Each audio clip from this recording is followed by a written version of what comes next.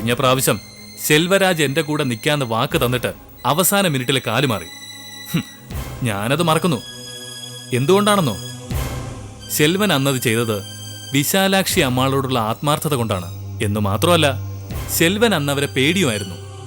അവര് തിരിച്ചടിച്ചാൽ നിങ്ങൾ കമ്പനിയിൽ നിന്ന് പുറത്തു പോകുമെന്ന് പേടി. പക്ഷേ ഞാൻ അന്നും ഇന്നും ഒന്ന് തന്നെ പറയും, അവര് വെറും കടലാസ് പുലിയാണ്, ഒന്ന് ഊതിയ പറക്കുന്ന പുലി. ഇപ്പൊ എവിടെ വിശാലാക്ഷി അമ്മാൾ? എല്ലാം ബാലുവിന് കൊടുത്തിട്ട് അവർ ഓടിപ്പോയില്ലേ? അടുത്ത ബോർഡ് യോഗത്തിൽ ഞാൻ എന്ത് സ്റ്റാൻഡ് എടുക്കണമെന്നാ മിസ്റ്റർ ത്യാഗു ആഗ്രഹിക്കുന്നത്? അന്ന് ശെൽവരാജിനെ എം ഡിയാക്കാൻ ഞാൻ ശ്രമിച്ചു. നിങ്ങൾ തന്നെ എന്റെ പ്ലാൻ തകർത്തു. ഇപ്രാവശ്യം എനിക്ക് മാനേജിംഗ് ഡയറക്ടർ സ്ഥാനം കിട്ടണം. വിശാലാക്ഷി അമ്മാൾ സ്വയം രാജിവെച്ചൊഴിഞ്ഞ സ്ഥിതിക്ക് ജോയിന്റ് എം ഡി ആയ ഞാൻ തന്നെ അല്ലേ ആ സ്ഥാനത്തേക്ക് വരേണ്ടത്? ശരിയാണ്. പക്ഷേ അമ്മ പോയതുകൊണ്ട് ചെയർമാനും എം ഡിയും ഞാൻ തന്നെ എന്ന് ബാലു പറഞ്ഞാലോ? അങ്ങനെ വല്ല സൂചനയും ബാലുവിൽ നിന്നുണ്ടായോ? ഇല്ല. ഏതായാലും ഇന്ന് കാലാവസ്ഥയാകെ മാറിയില്ലേ? അന്ന് ബാലു സിംഗിളാണ്, ഇന്ന് അദ്ദേഹം മാരീഡാണ്. നിങ്ങൾ രണ്ടുപേരുടെയും കോമൺ ഫ്രണ്ട് രാകേഷ് ബാലുവിന്റെ ബ്രദറിനിലോ ആണ്. അതിനെന്താ, രാകേഷിനെ നമുക്കൊരു ഡയറക്ടറാക്കാം. മിസ്റ്റർ ത്യാഗു, ഇനി തീരുമാനമെടുക്കുന്നതിൽ ബാലുവിന്റെ ഭാര്യയ്ക്കും ഒരു പങ്കുണ്ടാവാൻ സാധ്യതയില്ലേ? ഹേമയ്ക്ക് ബാലുവിനെ പരിചയപ്പെടുത്തി കൊടുത്തത് ഞാനല്ലേ? And this was my condition. Company കാര്യങ്ങളിൽ രാകേഷും ഹേമയും എന്റെ കൂടെ നിൽക്കണം. രാകേഷ് എനിക്ക് വാക്ക് തന്നിട്ടുണ്ട്. അങ്ങനെ വാക്ക് തരുമ്പോൾ രാകേഷും ഹേമയും ബാലുവിന്റെ അധികാരപരിധിക്ക് പുറത്തായിരുന്നു. ഇപ്പോ അവരകത്താണ്. മിസ്റ്റർ ത്യാഗു പുറത്തും. What you mean? നമുക്ക് കാത്തിരുന്ന് കാണാം.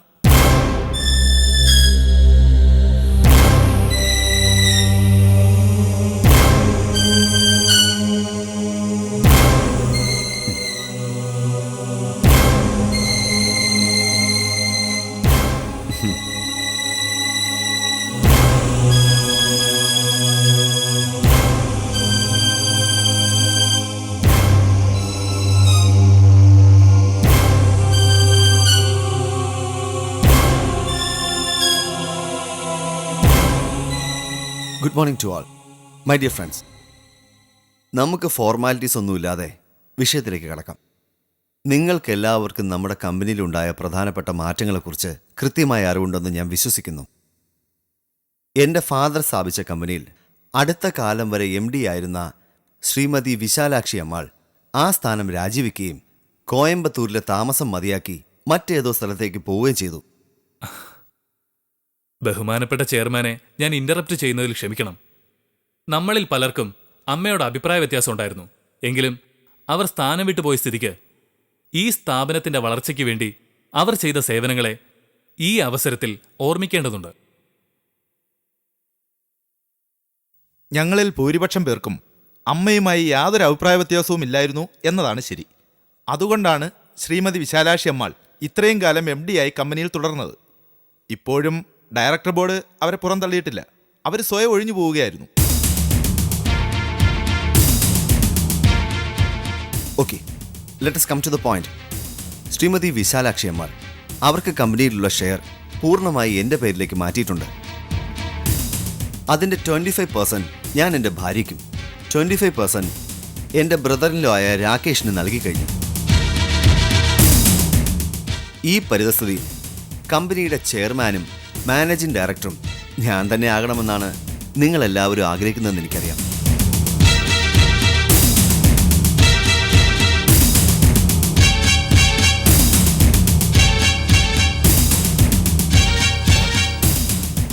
പക്ഷേ എക്സിക്യൂട്ടീവ് പവേഴ്സ് ഷെയർ ചെയ്യണമെന്നാണ് എൻ്റെ പക്ഷം.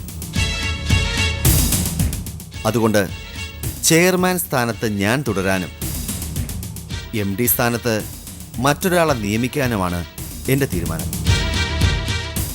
ബിസിനസ് സംബന്ധിച്ച് നല്ല ഫാമിലി ബാക്ക്ഗ്രൗണ്ടുള്ള എൻ്റെ ബ്രദറിലോ ആയ മിസ്റ്റർ രാകേഷിനെ എം ഡി ആക്കാനാണ് എൻ്റെ ആഗ്രഹം. ആർക്കെങ്കിലും എതിരഭിപ്രായം ഉണ്ടെങ്കിൽ തുറന്നു പറയാം. എന്നെ എം ഡി ആക്കാന്ന് ബാലു സമ്മതിച്ചല്ലേ? ഇപ്പൊ വാക്ക് മാറുന്നത് ശരിയാണോ? ബോർഡ് അംഗങ്ങളിൽ ഭൂരിപക്ഷവും ത്യാഗുവിനെ സപ്പോർട്ട് ചെയ്താൽ ത്യാഗു തന്നെയാണ് MD. എന്തു പറയുന്നു? ഞാൻ ജോയിന്റ് MD അല്ലേ? MD സ്ഥാനം വേക്കന്റ് ആവുമ്പോ സ്വാഭാവികമായും എനിക്കല്ലേ മുൻഗണന കിട്ടേണ്ടത്? ഇക്കാര്യത്തിൽ എനിക്കൊരു അഭിപ്രായമുണ്ട്. വിശാലാക്ഷി അമ്മാൾ തന്റെ കടമകൾ വേണ്ടുവണ്ണം നിർവഹിക്കാതെ കേരളത്തിൽ പോയി സ്വന്തം കാര്യം നോക്കുന്നു എന്ന് ബോധ്യമായതുകൊണ്ടല്ലേ ചെയർമാൻ നിർദ്ദേശിച്ചതനുസരിച്ച് ത്യാഗുവിനെ ജോയിന്റ് MD ആക്കിയത്. ഇപ്പോൾ അവർ കമ്പനിയിലില്ല. ആ സ്ഥിതിക്ക് എന്തിനാണ് ഇനി നമുക്കൊരു ജോയിന്റ് MD? മിസ്റ്റർ സെൽവരാജിന്റെ അഭിപ്രായത്തോട് ഞാൻ പൂർണ്ണമായും യോജിക്കുന്നു. ഓഹോ, നിങ്ങൾ എല്ലാരും കൂടെ ചേർന്ന് എന്നെ കൊരങ്ങളിപ്പിക്കായിരുന്നല്ലേ? ത്യാഗു ഇമോഷണൽ ആവാതെ അവിടെ ഇരിക്കെ. ഇതൊരു ഡയറക്ടർ ബോർഡ് മീറ്റിംഗ് അല്ലേ? അതിന് അതിൻ്റെതായ മാന്യത നമ്മൾ കാണിക്കണം. മാന്യതയെക്കുറിച്ച് പറയാൻ നിനക്കെന്താണ് അർഹത? നിന്നെ വളർത്തി വലുതാക്കിയ വിശാലാക്ഷി അമ്മളെ പുറത്താക്കാൻ നീ എന്നെ കൂട്ടുപിടിച്ചു. തെറ്റാണ് ചെയ്യുന്നതെന്ന് അറിയാമായിരുന്നിട്ടും ഞാൻ നിന്റെ കൂടെ നിന്നു. ഇപ്പൊ അവരും പുറത്ത്, ഞാനും പുറത്ത്. അങ്ങനെ സംഭവിക്കുന്നത് പ്രകൃതിയുടെ നീതിയല്ലേ ത്യാഗു? പൊട്ടനെ ചെട്ടി ചതിച്ചാൽ ചെട്ടിയെ ദൈവം ചതിക്കും. നീ മിണ്ടരുത്. അമ്മയുള്ള കാലത്ത് നീ അമ്മയ്ക്ക് വേണ്ടി എന്നെ ചതിച്ചു. ബാലുവിന് ശക്തി വന്നപ്പോ നീ ബാലുവിന് വേണ്ടി എന്നെ ചതിച്ചു അല്ലേ? നീ എന്തിനാ ത്യാഗു ഇങ്ങനെ ശോഭിക്കുന്നത്? നിന്റെ സംസാരം കേട്ടാ കോയമ്പത്തൂർ കോട്ടൺ എക്സ്പോർട്സ് നിന്റെ അച്ഛൻ സ്ഥാപിച്ചാണെന്ന് തോന്നൂല്ലോ. എടാ നന്ദി കേട്ടവനെ, സ്കൂളിൽ പഠിക്കുന്ന കാലത്ത് കാർബൺ പേപ്പർ വെച്ച് ലവ് ലെറ്റർ എഴുതി വഴി കാണുന്ന ആൺപിള്ളേർക്കെല്ലാം കൊടുത്ത് നാടും വീടും നാറ്റിച്ച നിന്റെ പെങ്ങളെ ബാലുവിന്റെ ഭാര്യയാക്കാൻ നീ എന്റെ കാല് പിടിച്ചവനല്ലടാ. നീയും നിന്റെ പെങ്ങളും കൂടി ചേർന്ന് നടത്തിയ നാടകങ്ങൾക്കെല്ലാം ഞാൻ കൂട്ടുന്നു. ബാലു, നീ ഇവരെ വിശ്വസിക്കരുത്. നിന്റെ അമ്മയെ കൊല്ലാൻ വേണ്ടി നിന്റെ കയ്യിലുള്ള സ്പെയർ കീ എടുത്ത് റൗഡി രാമുവിന്റെ കൈ കൊടുത്തയച്ചത് രാകേഷാണ്. നിർത്തടാ. ഇനി നീ നാവ് അനയ്ക്ക, ആ നാവ് ഞാൻ പിഴുതെടുക്കും. ബാലു, റൗഡി രാമുവിന് അയച്ചതും നിന്റെ കയ്യിലുണ്ടായിരുന്ന കീ മോഷ്ടിച്ച് രാമുവിന്റെ കൈ കൊടുത്തതും ഇവനാ. സത്യം. ഇങ്ങനെ തരം താണ പ്രവൃത്തികൾ ചെയ്യുന്ന ഒരുത്തനെ നമ്മൾ ഒരു കാരണവശാലും ഡയറക്ടർ ബോർഡിൽ ഉൾപ്പെടുത്താൻ പാടില്ല. ഇറങ്ങി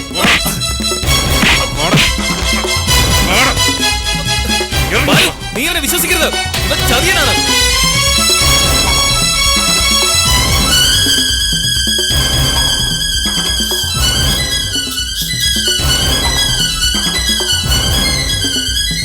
Cheers. Let us celebrate our victory. BCom 3-ാം വട്ടം ജയിച്ച ത്യാഗുവിനെ അമ്മ കമ്പനിയിൽ അക്കൗണ്ടന്റായിട്ട് നിയമിച്ചു. അക്കാലത്ത് അമ്മയുടെ നിഴല് പോലെ അവൻ പിമ്പേ നടന്നു. അമ്മ തന്നെയാണ് അവനെ ഡയറക്ടർ ബോർഡിൽ എടുത്തതും. ഞാനും അമ്മയും തമ്മിൽ അകലാൻ തുടങ്ങിയപ്പോൾ അവൻ എൻ്റെ നിഴലായി മാറി. ഇങ്ങനെ ഏത് ഭാഗത്തേക്കും ആവശ്യമനുസരിച്ച് ചായുന്നവൻ നാളെ എന്നെയും വഞ്ചിക്കില്ലെന്ന് ആര് കണ്ടു? You said it. പക്ഷെ ബാലു, കത്തിയും താക്കോലും കൊടുത്ത് റൗഡി രാമുവിനെ ഈ വീട്ടിലേക്ക് അയച്ചത് ത്യാഗുവാണ്. ത്യാഗു മാത്രമാണ്. എനിക്കോ ഹേമയ്ക്കോ അതിൽ യാതൊരു പങ്കുമില്ല. I know. I believe you. And I believe my wife. Okay? മതി, ധാരാളമായി. ബാലു എഴുന്നേക്കൂ. എന്തിനുണ്ട് ഒരു അതിര്? ഭക്ഷണത്തിന് മുമ്പും മദ്യം, ഭക്ഷണം കഴിഞ്ഞും മദ്യം. അണ്ണൻ ഇന്നിനി ഡ്രൈവ് ചെയ്യണ്ട. താഴത്തെ ബെഡ്റൂമിൽ പോയി കിടന്നുറങ്ങണം. ബാലു എഴുന്നേക്കൂ. Come on. Okay. Good night. Good night.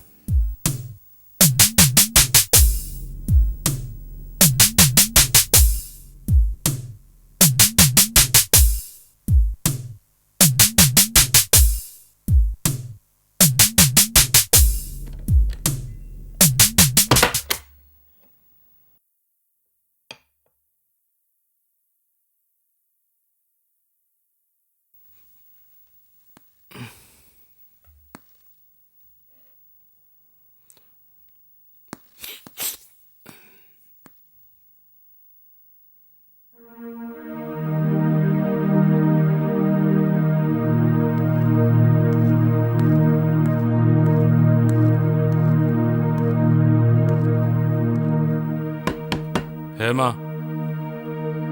Hema,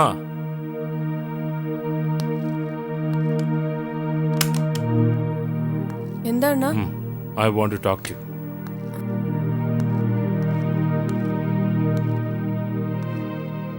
തകർന്നു പോയ നമ്മുടെ ഫാമിലി ബിസിനസിന്റെ സ്ഥാനത്തേക്ക് ബാലുവിന്റെ കമ്പനിയെ നമുക്ക് കൊണ്ടുവരണം. അതാണ് നമ്മുടെ ലക്ഷ്യം. അതിനു വേണ്ടിയിട്ടാണ് നമ്മൾ ഈ പാടൊക്കെ പെട്ടത്. അതുകൊണ്ട് അണ്ണന്റെ പൊന്നനിയത്തി പതിവ്രത ചമയരുത്. ബിസിനസ് രംഗം ഒരു യുദ്ധഭൂമിയാണ്. ഇവിടെ ജയിച്ചു നിൽക്കാൻ നമ്മൾ കണ്ടുപിടിച്ച ആയുധം മാത്രമാണ് ബാലു. പണവും അധികാരവും സ്വന്തമായി കഴിഞ്ഞാൽ ബാലുവിനേക്കാൾ സുന്ദരന്മാരായി എത്ര ഭർത്താക്കന്മാരെ വേണമെങ്കിലും നിനക്ക് കിട്ടും. Good night.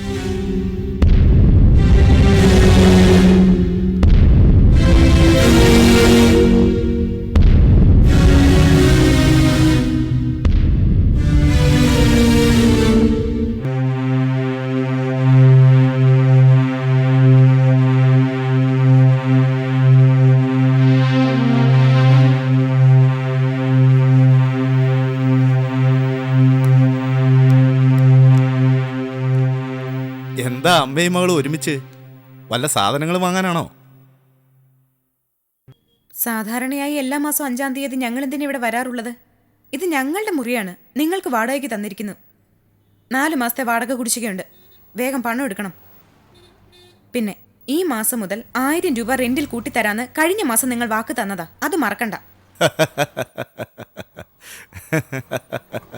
തരാനുള്ള പണം ചോദിക്കുമ്പോൾ ചിരിക്കുന്നോ? മതി ചിരിച്ചത്. കാരണമില്ലാതെ ചിരിക്കുന്നതേ മനോരോഗത്തിന്റെ ലക്ഷണമാണ്. കൊച്ചേ, ഒരുപാടങ്ങ് വിളയല്ലേ. 1000 രൂപ കൂട്ടി തന്നില്ലെങ്കിൽ ഈ മാസത്തെ വാടക വാങ്ങത്തില്ല, കേസ് കൊടുക്കും എന്നൊക്കെയല്ലേ കൊച്ചു വീമ്പിളക്കിയത്. ഒരു പൈസ പോലും കൂട്ടി കൊടുക്കാതെ പഴയ കണക്കനുസരിച്ചുള്ള 4 മാസത്തെ വാടക ഇന്നലെ യഥാർത്ഥ മുതലാളി വന്ന് വാങ്ങിക്കൊണ്ടുപോയി. നിങ്ങൾ എന്തായി പറയുന്നത്? ഞാനും എന്റെ മോളും അറിയാതെ ഏത് മുതലാളിയെ പണം പിരിച്ചത്? യഥാർത്ഥ മുതലാളി എന്ന് ഞാൻ പറഞ്ഞില്ലേ? കരുണാകര മുതലാളിയുടെ കാലം കഴിഞ്ഞ ആരാ അടുത്ത മുതലാളി? അദ്ദേഹത്തിന്റെ സ്വന്തം അനുജൻ സുകുമാര മുതലാളി, നിങ്ങളുടെ സഹോദരൻ. കൊച്ചേട്ടൻ വന്ന് വാടക പിരിച്ചെന്നോ? അതെ, സുകുമാര മുതലാളിക്ക് സംസാരിക്കാൻ വയ്യാത്തോണ്ട് അദ്ദേഹത്തിന്റെ ഭാര്യയുടെ അമ്മയും സഹായത്തിന് വന്നിരുന്നു. വാടക കൂട്ടുന്ന കാര്യം 6 മാസം കഴിഞ്ഞ് തീരുമാനിക്കാം എന്നാ ആ സ്ത്രീ പറഞ്ഞത്. എത്ര നല്ല സ്ത്രീ, എന്ത് നല്ല പെരുമാറ്റം. 6 കടകളിലും കയറി എന്ത് മര്യാദയായിട്ട് സംസാരിച്ചാ അവർ വാടക പിരിച്ചോണ്ട് പോയത്. കടമുറികൾ 6 നോക്കി നടത്താനും വാടക വാങ്ങാനും വേണമെങ്കിൽ വിൽക്കാനും എന്റെ അമ്മ സുശീലയ്ക്ക് മാത്രമേ അവകാശമുള്ളൂ എന്നാണ് കോയമ്പത്തൂർ അമ്മായി അവരുടെ ഭാഗപത്രത്തിൽ പ്രത്യേകം പറഞ്ഞിട്ടുള്ളത്. കൊച്ചമ്മാവനെ സംരക്ഷിക്കാനുള്ള അവകാശം അമ്മയ്ക്കാണ്. വാടക കൊടുക്കുന്ന കാര്യത്തിൽ ഭാഗപത്രം വായിച്ചു നോക്കേണ്ട ആവശ്യമൊന്നും ഞങ്ങൾക്കില്ല. സുകുമാര മുതലാളിയുടെ സ്വത്ത് സുശീലാമ്മയുടെ സ്വത്തിന്റെ കൂടെ ചേർത്തിട്ടു എന്നല്ലേ ഉള്ളൂ. നല്ല പ്രായമുള്ള ഒരു ആങ്ങളെ ഉള്ളപ്പോ വാടക പിരിക്കാൻ അമ്മയും മകളും കൂടി വരുന്നത് തന്നെ ബോറിടപാടല്ലേ കൊച്ചേ? ഇയാൾ ഇനി അധിക കാലം ഒന്നും ഇവിടെ ഈ കട നടത്തുമെന്ന് വിചാരിക്കണ്ട. കോടതിയിൽ ഞങ്ങള് അതിനു വേണ്ട കാര്യങ്ങൾ നേടിയെടുക്കും. തന്റെ സാധനങ്ങൾ പോലീസുകാർ തന്നെ വന്ന് റോഡിലെറിയും. കാണിച്ചു തരാം. മോളെ, നമുക്ക് പോ. കൂടുതൽ സംസാരിക്കണ്ട, നടക്ക്.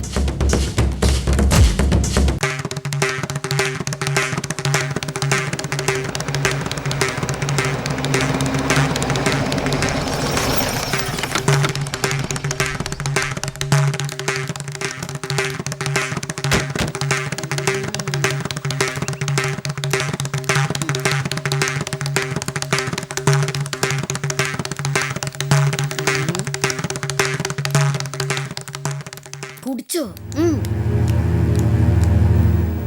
പതിവായി മരുമകൻ ഇളനീര് കൊടുക്കുന്നതൊക്കെ നല്ലത് തന്നെയാ, വയറ് ശുദ്ധമാവും.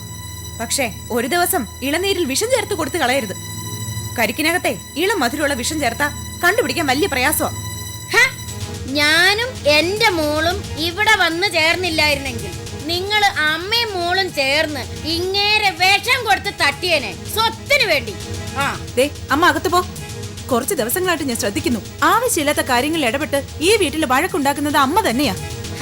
ഞാൻ നിന്റെ കൂടെ ഇല്ലായിരുന്നെങ്കിൽ ഇവര് അമ്മയും മോളും ചേർന്ന് ആ ചെല്ലമ്മയെ പറഞ്ഞയച്ചിട്ട് നിന്നെ അടുക്കളക്കാരിയാക്കിയേനെ.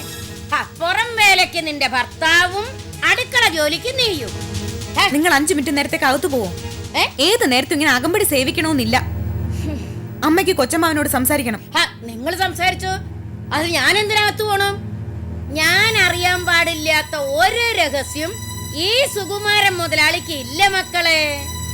അമ്മ പറയുന്നത് അനുസരിക്കുന്നുണ്ടോ? അതോ ഞാൻ അമ്മയെ പിടിച്ചു വലിച്ച് അകത്ത് കൊണ്ടുപോകണം? നീ പൊടി. ജീവിക്കാൻ അറിഞ്ഞൂടാത്ത ശവം. ഒരു ഭാഗ്യം വരുമ്പം അത് പ്രയോജനപ്പെടുത്താൻ ശ്രമിക്കാതെ സർവോദയം പ്രസംഗിച്ചു നടക്കുന്ന മണ്ടി. ഈ അമ്മയെ ഞാൻ ഇന്ന് ഇങ്ങോട്ട് വന്നേ ഒന്നും പറയണ്ട. ഇങ്ങോട്ട് വരാനല്ലേ പറഞ്ഞത്? അകത്തേക്ക് പോ. കൊച്ചേട്ടൻ നമ്മുടെ കടകളിൽ പോയി വാടക പിരിച്ചോ? വാടക പിരിച്ചോളൂ. ആ കടകളിൽ കൊച്ചേട്ടനും അവകാശമുള്ളതല്ലേ? പക്ഷെ പോകുന്നതിന് മുൻപ് എന്നോടൊരു വാക്ക് പറയാമായിരുന്നു. അല്ലെങ്കിൽ വാടക വാങ്ങിയതിനു ശേഷം കിട്ടാനുള്ള വാടക ഞാൻ പിരിച്ചെടുത്തു, ഈ പണം എനിക്ക് വേണം എന്ന് പറയാമായിരുന്നു. എന്തിനാ കച്ചവടക്കാരുടെ കണ്ണിൽ എന്നെ എന്റെ മോളെയും പരിഹാസ പാത്രങ്ങളാക്കിയത്?